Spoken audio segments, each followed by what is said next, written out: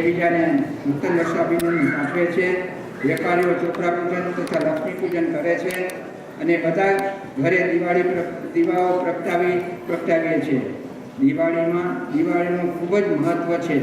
દિવાળીનો અર્થ જ દીવાઓની હારમાળા. એવી માન્યતા છે કે આ દિવસે ભગવાન રાવણને વધ કર્યા બાદ પોતાની માતૃભૂમિ અયોધ્યામાં પાછા આવ્યા હતા. તે દિવસે તેમનું સ્વાગત કરવા અયોધ્યાવાસીઓએ તેમના ઘર સજાવ્યા હતા અને રાત્રે દીપમાળાઓ પ્રગટાવી હતી. ત્યારથી આ દિવસે દીપ પ્રગટાવવાનો પ્રારંભ થયો હતો. આ દિવસે રાજા વિક્રમાદિત્ય સિંહાસન પર બિરાજમાન થયા હતા.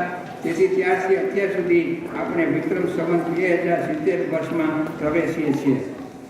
આજના આ સંમેલનમાં હું સૌને દિવાળી તથા નૂતન વર્ષમાં અભિનંદન પાઠવું છું. માનવીય જીવનમાં 3 મોટા મુકામો પર પાર પાડવાના હોય છે. તેણે અસ્તોમાં સદગમયનું સ્મરણ રાખી અમૃત લોકને પાર કરી શુદ્ધ લોકોનું પ્રતિષ્ઠિત થવાનું છે.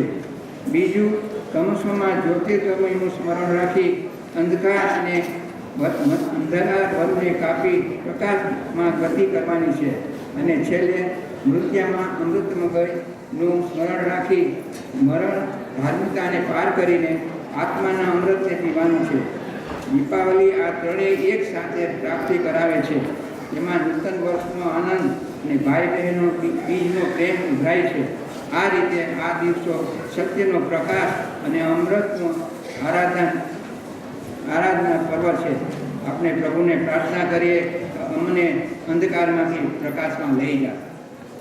દીપોત્સવી 5 દિવસનો તહેવાર છે.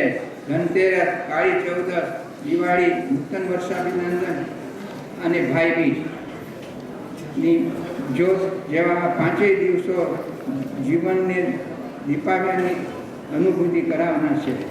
આ 5 દિવસો સત્ય, પ્રકાશ, અમૃત, આનંદ અને પ્રેમના દિવ્ય ગુણોનું આરાધનો મંગલ મહોત્સવ છે. શક્તિ, બુદ્ધિ અને લક્ષ્મીની ઉપાસનાનો જ્યોતિર્મય અવસર છે. આપણે બધા એક થઈને એકબીજાને મતભેદો ભૂલી જઈએ અને સંપીને મહત્વ સમજી નવા વર્ષમાં આનંદ સાથે જીવન જીવવાની શુભ કલ્પના કરીને એટલા માટે આપણે સમાજમાં યુનિટી ઇઝ સ્ટ્રેન્થની મોટો રાખેલ છે.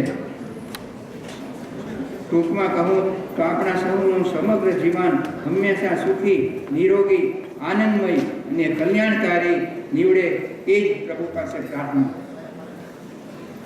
આપણે સમાજમાં ઘણી પ્રવૃત્તિઓ ચલાવીએ છીએ. દર મંગળવારે સિનિયર સિટીઝનો એકત્ર થઈએ છીએ. દર સોમવારે તથા બુધવારે યોગા ક્લાસીસ ચલાવીએ છીએ. દર શનિવારે ગુજરાતી ક્લાસીસ ચલાવીએ છીએ. ગુજરાતી માટે કહેવાનું કે તમારા બાળકોને ગુજરાતી ભણવા જરૂર મોકલાવો, જેથી સંસ્કૃતિ જળવાઈ રહે. મુસ્લિમ તથા જ્યુઝ લોકો તેમના બાળકોને ફરજિયાત તેમની ભાષા શીખવા મોકલાવે છે. તો આપણે આપણી ભાષાનો ગર્વ રાખવો જોઈએ. તદુપરાંત મહિનામાં એકવાર રિલિજિયસ કમિટી સત્સંગ કરે છે. આપણે ચેરિટી માટે જે ચેરિટી વોક, મહેફિલ, ડિનર એન્ડ ડાન્સ અને ચેરિટી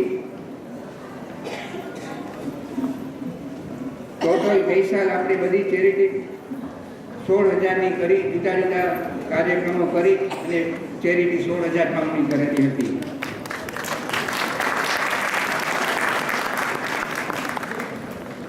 તે ઉપરાંત